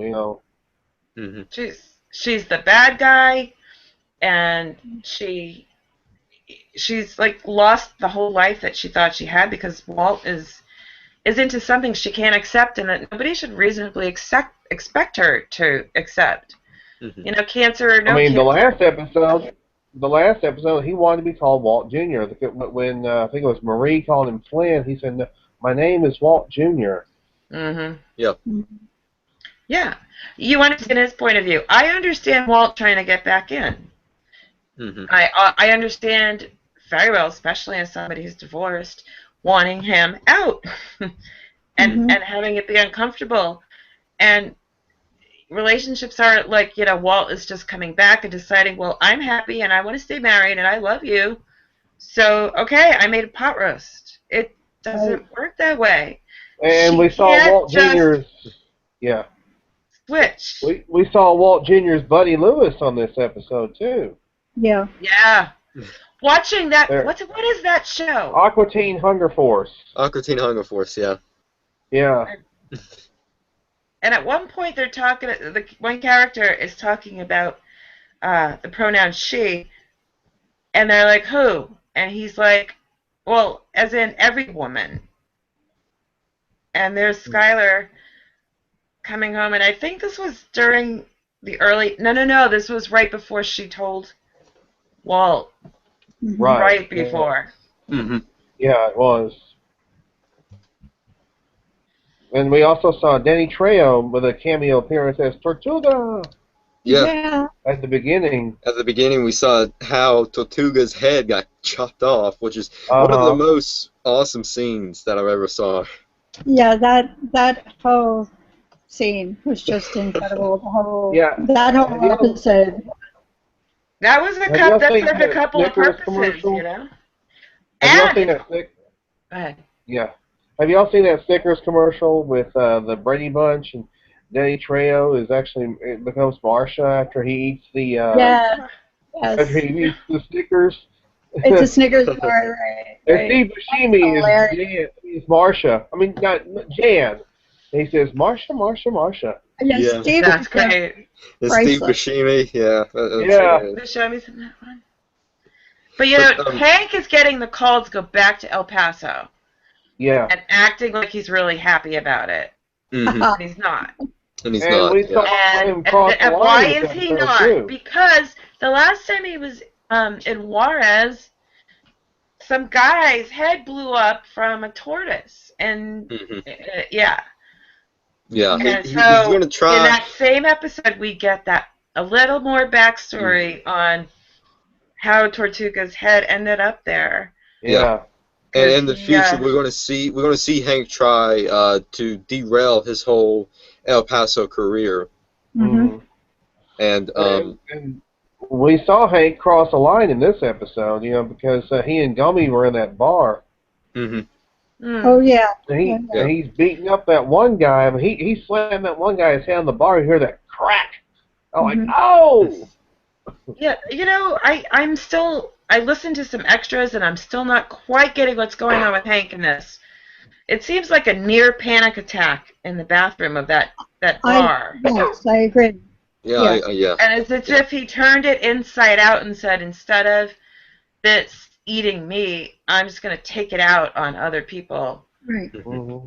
Yeah, I think that's exactly what happened. And then that bar scene, my brain just jumped to Mike, Jonathan Banks, in the bar with the two police officers sitting back there in Better Call Saul. Oh, yeah. Oh, I didn't even think of that. Yeah. Oh, the pain of it. Yeah. That terrific episode, yeah. That was a great episode. Mm-hmm. Yeah. And speaking of Saul, he was there trying to convince Jesse to hurry up and make him money. That's all he's worrying about is making him money, making himself money. He tried to get Walt. Yeah, he talked to Walt. Was it last week? He followed him around the laundry and wherever. And this week he's like, to the kid, you don't have to cook. You don't have to. I know you're clean. Just convince him, and I'll make it worth your while. Desperate for that. But they're both sort of preoccupied. Jesse's like, yeah, whatever, man. I'll talk to him, whatever. Just get it. Can you leave? And Walt is all about saving his family. But Saul is doing that because isn't there some relationship there? He's doing it because Gus is manipulating behind the scenes. Gus needs Walt at that point to keep cooking. Yeah. Right? Yeah, but he does.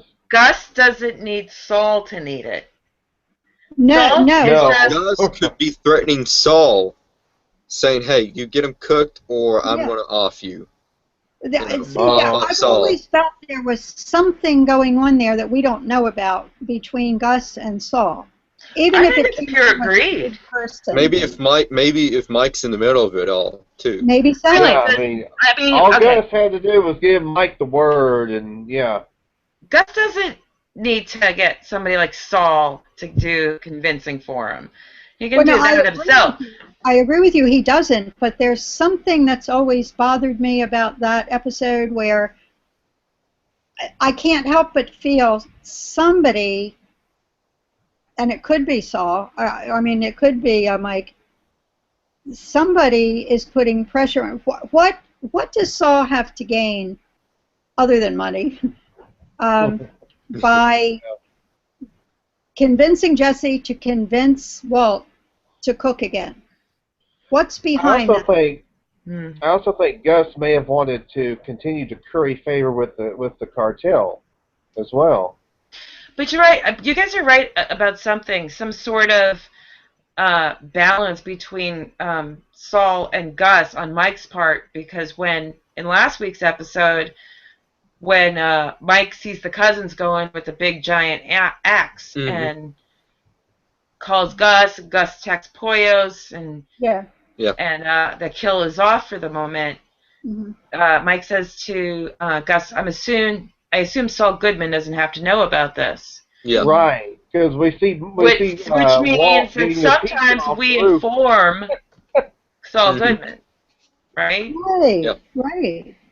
Yeah, right at the beginning of the episode, we see Walt getting the pizza off the roof. I love that scene. Now I crave pizza. Yeah. We had pizza for every supper. time I look at it, every time I look at that scene, it's just, I want better pizza than that.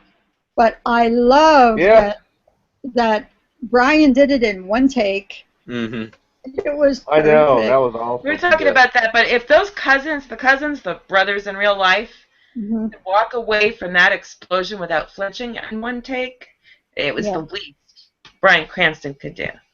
Absolutely. Save a pizza, but that was epic. That was great. Yeah, it really was. But you do know, awesome. Marty, that Vince Gilligan kind of sent out a public plea to people to stop throwing pizzas on that roof. Oh my God! Poor people.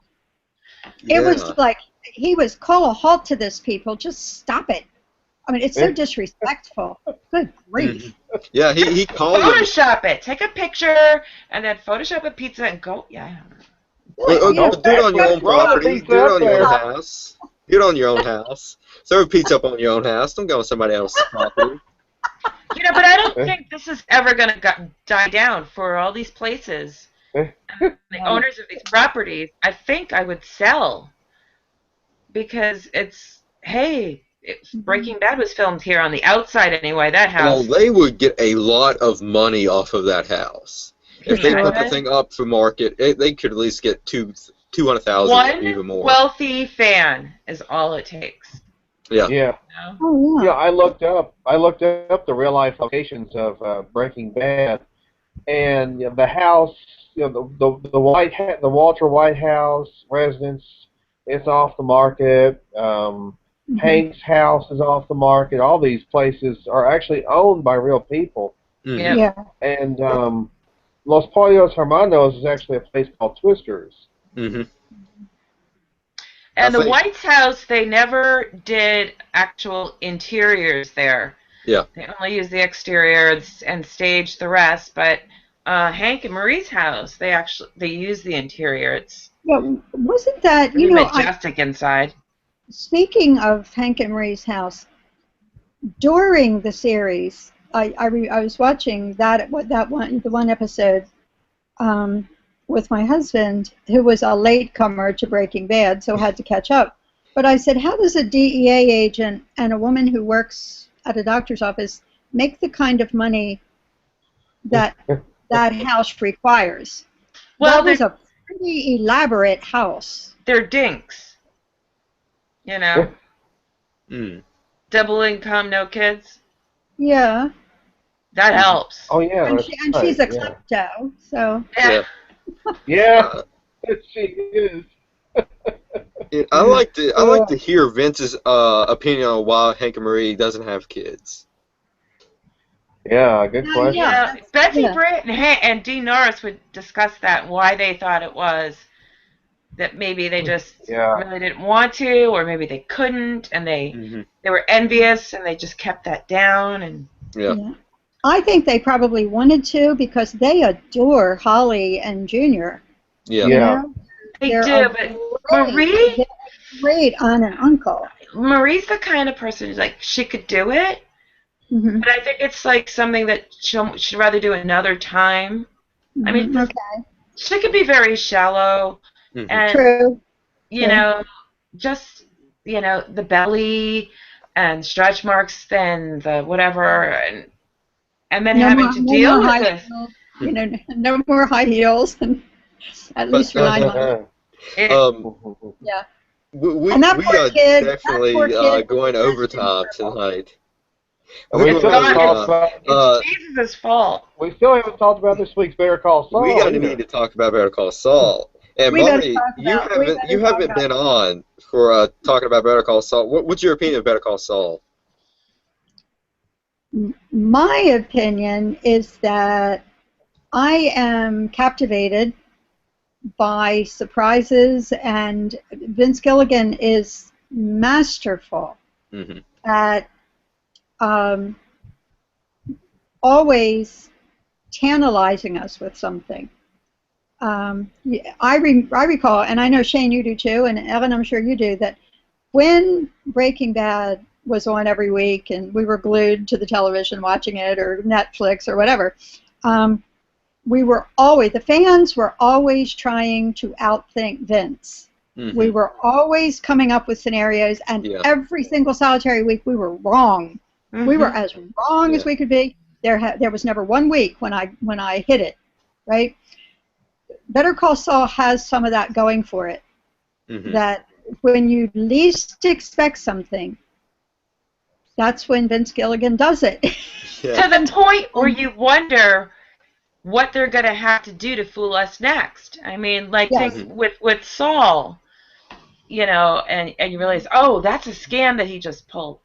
The episode where he and his friend or somebody did the watch scam. Scam somebody. Oh yeah. At the beginning of the show. And it's the guy that's actually being scammed. Yes, that was brilliant. Yeah. And did everybody but me realize the scam of the billboard? I was completely sucked in. No, well, I knew, a little bit. Yeah, I was invested in that. I was very invested in that storyline. I thought, could this possibly be real? But then I thought back in my mind, wait a minute, this is Jimmy we're talking about. Yeah, I had a moment of that, Henry. Marty, I thought things were actually happening organically, and that he took the opportunity, as long as there were cameras there, to save the guy. Yeah. Find out he staged all of it. Ellen, a handshake. I thought part of it was real. Okay, I thought the guy falling was real, but my brain, the other part of my brain was saying, wait a minute, Jimmy arranged for cameras to be there. Yeah. And it was like, but still, it came as a total surprise to me how elaborate it was. And then I approved of it, much like I approved of things Walter did. Good grief. It took me... You just get pulled into it, and it's like, you go, Saul, I'm going to be honest, it took me a second viewing to see that scam go on. I didn't realize it was a scam on the first viewing. I had to watch it twice. Yeah. Well, I mean, I miss things all the time, and part of the joy of going online and looking at the messages is that, oh, wow, I didn't notice such and such, and then, I might see something else. Like, in the one episode, I got the and I know you all did too, the reference to Walter beating the towel holder, the metal towel holder in the bathroom, Oh, and yeah. Jerry That McGill garbage can. banging the heck out of the trash can. Yeah. You know, what do these guys have against things like that? So there Shiny are metal tiny, objects. yeah, and shiny metal Victor gun. objects. Yes. Yeah.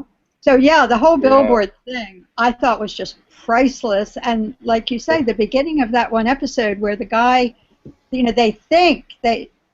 he thinks he has worked with Jimmy to scam the one guy, and in fact, he was the scammy. And that whole scene, I love the director and writer David Mamet. Absolutely adore his work. Yeah. That whole scene reminded me of David Mamet's work. It was that well done. And then you wonder, okay, so now we're on to Saul. We're always looking for where's the scam. That makes the writing even trickier, so they can sustain it and keep surprising us. You know, I often think it would be fun to be a writer, but, you know, man, there's something to be said for going to work every day and knowing what you're going to do. But doing this, you have to stretch your brain in ways it's never done before. You have to think of things you've never thought of before every day. And so to sustain that, and with Mike, I knew I could predict the framework of the whole story. Yeah, me and Ellen predicted the framework pretty spot on. Come on. Yeah, I remember reading that you did. You two did it. But the details, like pretending to be drunk, stashing a gun, giving over an unloaded gun, every little detail was and when so he's brilliant. You know, the two of them are talking, right? They're planning their cover story, and he stands back there, and what's the line? Yeah, that's how I would have done it. Yeah. Oh my God! You know, standing ovation time. I adore Jonathan Banks. Yeah. He is great. Yeah, we said if he doesn't get an Emmy for that episode. That was my first. During the episode, Shane. During the episode, I got online and posted that message in all capitals. This is Emmy. Exactly. Jonathan Banks. Yeah, I said his "I Broke My Boy" speech is almost as good as his half. Oh my speech. Lord! Yes. I have watched that twice and cried both times. It's more intense. It's way more intense. Yeah. Because I mean, the half measure speech was something, but it wasn't about somebody that close to him. It wasn't somebody. You know, I love the half measures speech. I love. I do too. Yeah.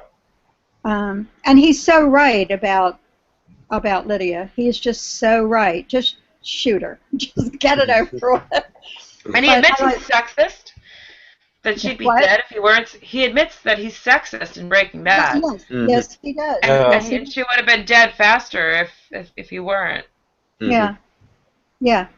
But he's like, but that woman deserves to die as much as any man does. Yeah. I mean, what a line. And I mean, I think Jonathan Banks is just simply a brilliant actor.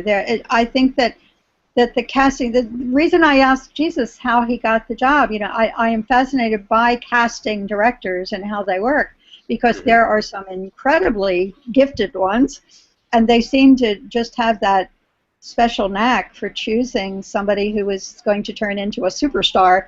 I'm so glad that Bob Odenkirk and Jonathan Banks and so many other people on both shows have hung in there and worked at their craft long enough to have finally achieved this level of success. It gives my heart great joy to see that. Odenkirk's kind of his style. He can say lots of words, including big ones, fast. He's got the sarcasm. He's got everything needed in his comic persona to be the lawyer. I mean, his introduction to Breaking Bad, it was like epic, hilarious, with the juice box and the nap and the whole 9 yards. And they keep writing something new and fresh, and he's always making these TV and movie references. Yes. And Yeah. it's like, you wonder how he ever had so much time to watch as much as he did. Right. Mm-hmm. Another Yeah, benefit to not having kids. He is just Bob Yeah. Odenkirk, absolutely freaking brilliant. He is. He. Did you see Absolutely. him? Did all of you watch Fargo and see the I TV? missed that. I missed Mhm. that. You have to watch it, Shane. You Mhm. have to. Oh, talk Bob, about a bad guy that you'll like for some reason. Melvo. A guy that you'll like for some reason. I love that, Ellen. This is our addiction, bad guys that we like. The anti-hero. House Yeah. Dexter. The guy, Oh, John. What's his name on Mad Men? Don Draper. yeah, Don I Draper. haven't watched The Sopranos, but Really? that one. Well, Everybody. I really loved The Sopranos, but and I think it's an absolutely brilliant show. I love the acting on it, but it cannot compare in any way, shape, or form with Breaking Bad. Nothing can. There just isn't anything. Okay, so who came up with the idea that in the previews we're going to see Mike meeting up on a parking garage, which is the same parking garage It's gonna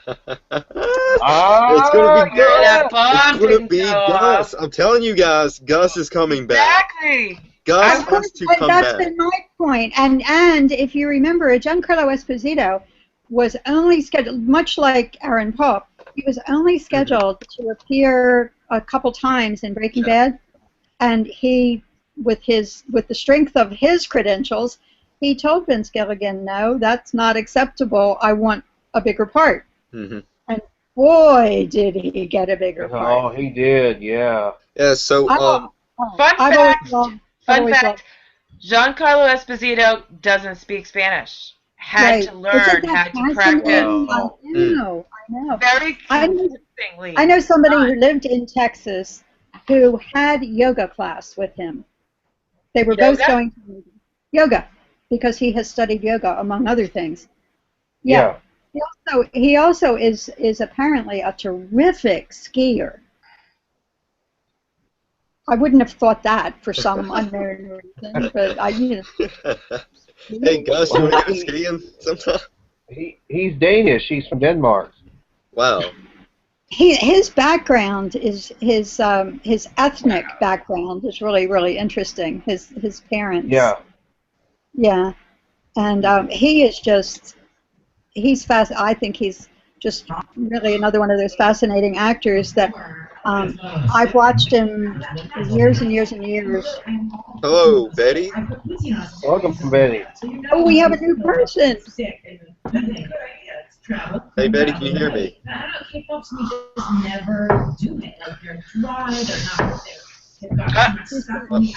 don't think she can.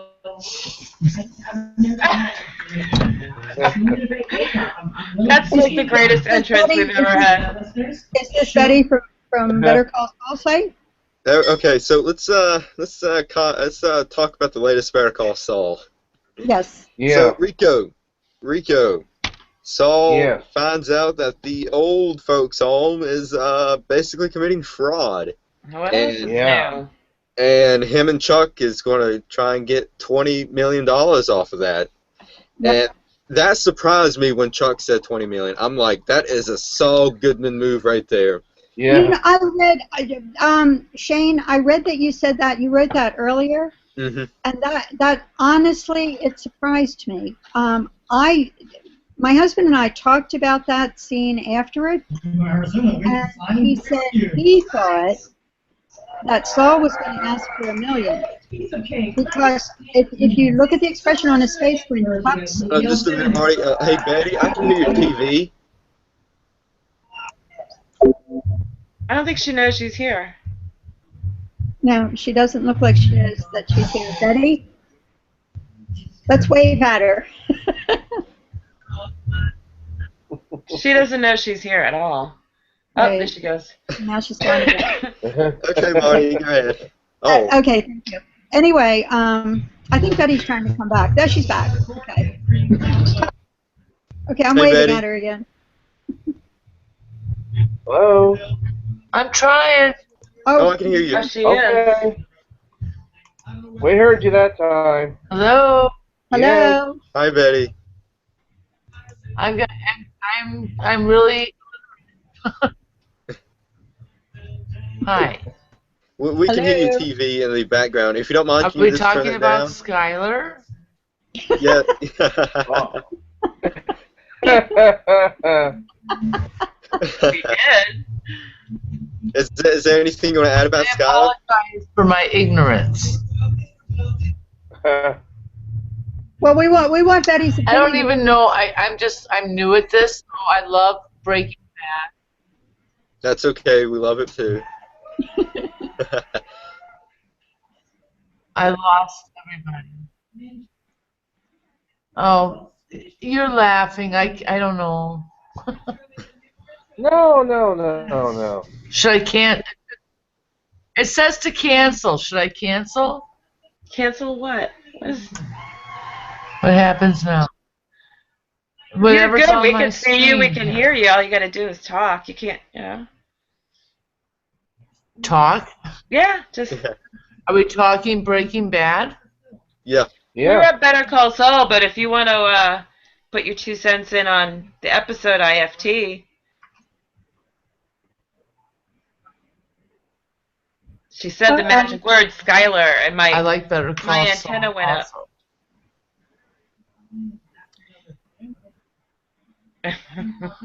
Well, I guess that's what I jumped into. That's what I saw. Otherwise, I wouldn't have entered. Yeah, this is a Breaking Bad and Better Call Saul. And we talked about Breaking Bad, the episode where Skyler sleeps with Ted, then comes home and tells him, Walt, that she did it. Right. I fucked Ted, yeah. Yeah. I am not You did shy. too. I'm just ignorant. Ted has a thing for blondes.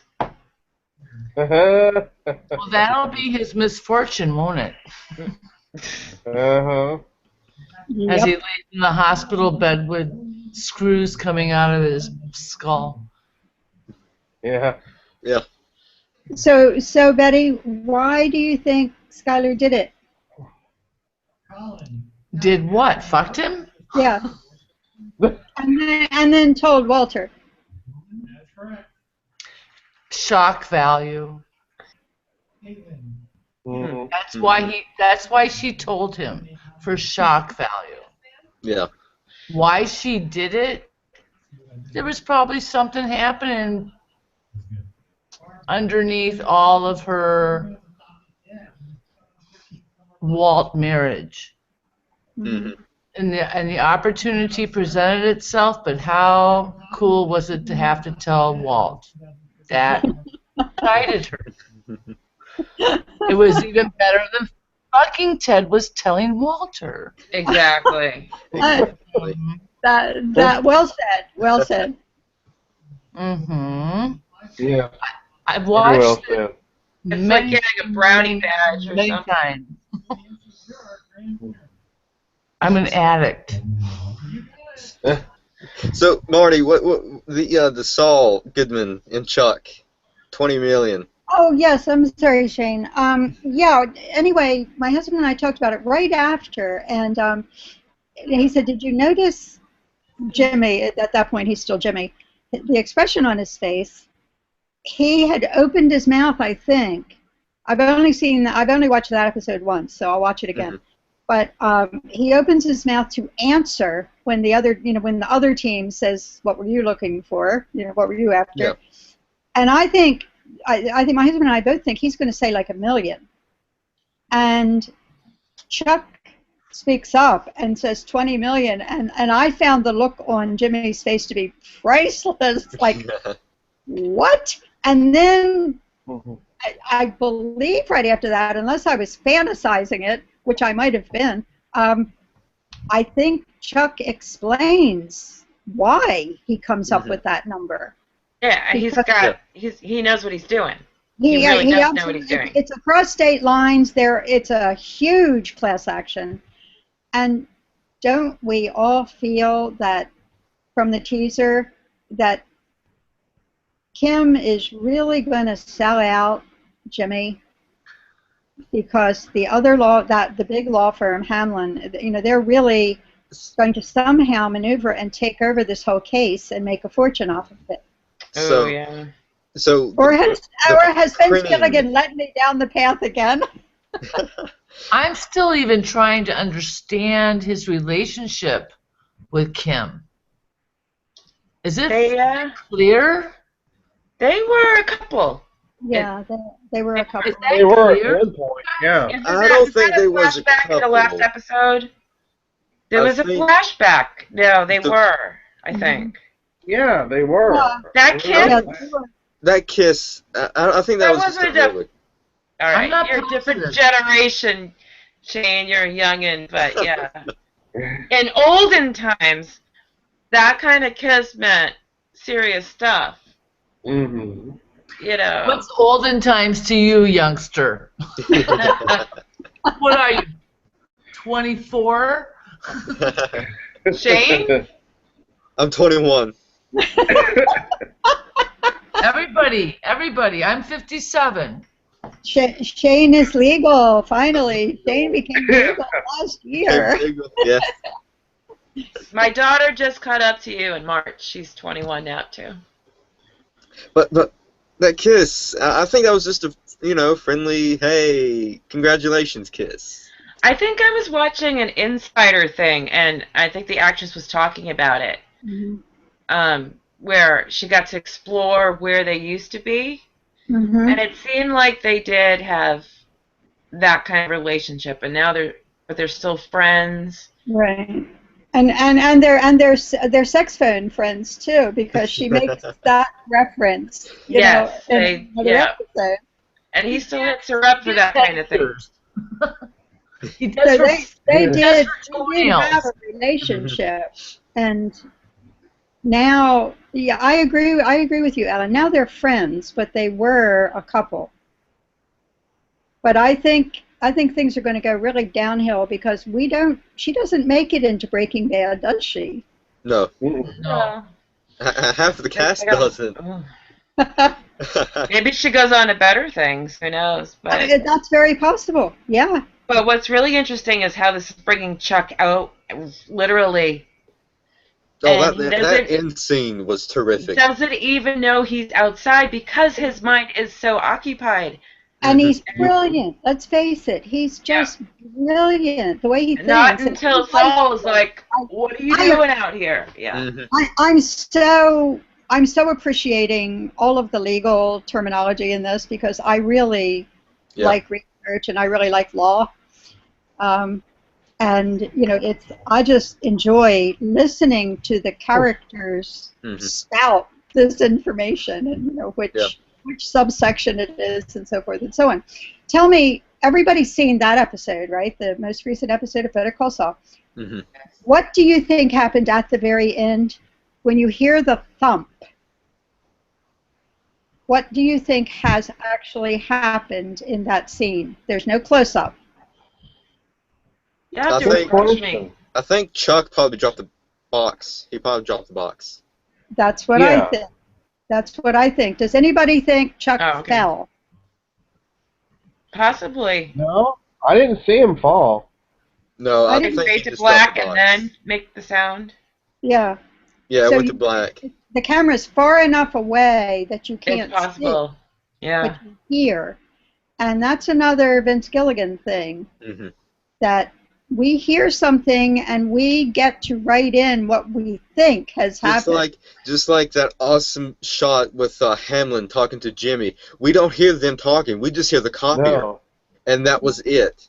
Yes. That was But you could tell what was going on. Oh, wasn't that Love a that. brilliant scene? Yeah. Love that. I You mean, knew how at it was first, going. Yeah. At first I thought, oh, something's wrong with my TV. And then I realized, oh, they don't want us to hear it. Right. Well, in the closing shot, when you hear the thump, I think because Jimmy has said to Chuck, it's like, what are you doing? You're out here. And Chuck realizes he's outside and has that look of astonishment and almost horror on his face. We hear the thump. I think he's dropped the box. My husband is equally as certain that Chuck has fallen and dropped the box. So we'll see. Yeah, that's all you can say is we'll see. Yeah. Especially the copy code. Is that going to come back and haunt Chuck and Jimmy? Oh, my husband thinks so. Yeah, he thinks it's definitely going to come back. I think since we got that relationship between Jimmy and Mike brewing, Mike can go and erase whatever happened on that copier. Yeah, like magnets, yo. Yeah, bitch. Magnets. Yeah, bitch, science.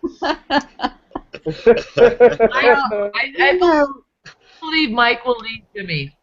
Mike will lead him. Now, we still got Mike going to get a new job, and we'll see that next episode. I love that man. Love that man. Yes. Oh, I love that man. Yes, I do too. I do too. The greatest bad guy ever. Subtle, scary, subtle. And a softie, though. Yes. Hard exterior and a marshmallow center. Yeah. Oh, I don't know. Because we saw him interacting with his And we granddaughter. saw more with Kaylee and Mike. Yeah. So, Well, yeah, that's his one soft spot. Yeah. Yeah, family. Maybe another. Yeah, I mean, with all of the bad things, and Shane, I'm sorry for going backwards a minute. Oh, that's okay. To Breaking Bad, of course. With all the bad things we know that Mike did, I mean, basically, he was Gus's hitman and so forth. His relationship with his granddaughter was so precious and priceless that I still can't stand it that Walt did what he did, and that child will never know what happened to her grandfather. He even said in that scene, I can't just leave like you, Mike. I have family. Right. Yeah. And Mike didn't say anything. Because Mike always just keeps his personal life personal and very much just kind of lifted the cover off of him. And, something they couldn't do in Breaking Bad. They didn't have the latitude and the time for it. So I broke my boy. What an incredible mind. My boy wasn't dirty. My boy wasn't dirty, yeah. My boy wasn't dirty. That was passion right there. He was good acting. That was actor at his peak. Yeah. Yes. Yeah, absolutely, Betty. Absolutely. But before we wrap things up, any predictions for next week? No. Well, something is going to go on with, I think, Hamlin and Kim and money and my husband's point of view is Vince Gilligan does not write anything that is an accident. Everything always comes back around. Like with the copy code, for example. Yeah. I think, I don't want to speak for my husband, but I believe he thinks that the reference to that Kim, the statement Kim makes to Jimmy about Chuck can't do this because he's still working for the firm. He can't take on another client because he's still technically working for the firm. Yeah. And then Jimmy says, "Oh, it's just a small case." It's not a small case. It's $20 million isn't small. $20 million case. And to my husband, I believe. Opinion, right? I think his opinion. But that's true. No, Chuck does still work for the firm. Yes. I just thought of something. Yeah. What if Hamlin does take the case? Hamlin loses. That would bankrupt HHM. Yes, it would. Oh, nice thought. Nice thought. That's why we never hear of HHM anymore in Breaking Bad. They got bankrupt because of the case. Ah. Or maybe they're so big that they had no role whatsoever in Breaking Bad. That's what I think. Possibly. Hmm. But as for Mike, I'm telling you guys, final two, Gus has to come back in the final two. I believe Oh, that absolutely, absolutely. Gus definitely has to come back. Because that's the only thing there's that a makes history sense. there that we don't know the history about. Hmm. Exactly. And that Yeah. Cricket Vet probably set Mike up with Gus. That's what With I'm the going by. with He the could have with went the to the vet vet and said, "Who do you know?" with the vet relationship. Exactly, Yeah. yeah. Mm-hmm. I know a guy who knows a guy who knows another guy. Yeah, That's right. That's right. I love that. I love that. You I know a too. guy who knows a guy who knows another guy. That guy. Who So knows a is Chuck guy. closer to getting over this, or is this going to set him back? Well, we never see Chuck. We never see Chuck in Breaking Bad. Right. So No. you know, No. it's not important to me. That's He could really, still, I'm though. sorry to say that, but he's not important to me. He could still have his day in the sun before he goes, or whatever. Of course. I'm going to go out on a limb and say Chuck dies. Of course. I'm thinking. Oh, man. But no, next episode. Not, I don't think the next episode. I think Well, that's what probably I in the think. beginning of season 2. I was thinking the Or the same end thing. of season But eventually, She wants to get it over with. Because he wasn't Then he in wasn't. Breaking Bad. He wasn't an opportune character. Hmm. But he makes Saul important. I still can't call him Jimmy. I'm so sorry, you guys. That's No, that's okay. okay. We can't I'm either. having a can't either. problem with that. Chuck has to be an important role, an important influence for Jimmy to become Saul. He's got something going, but Well, but like Chuck he's gonna fade away. The only way he has to fade away is for him to die, and Right. Well, he's got to die. Right. Shane, I agree with you, but what about this? If